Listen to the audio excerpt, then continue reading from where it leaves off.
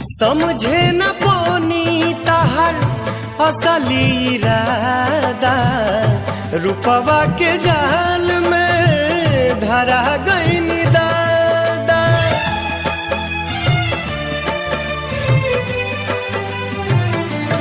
ओ समझे न पानी तहर असली इरादा, रूपवा के जाल में धरा गईन दादा।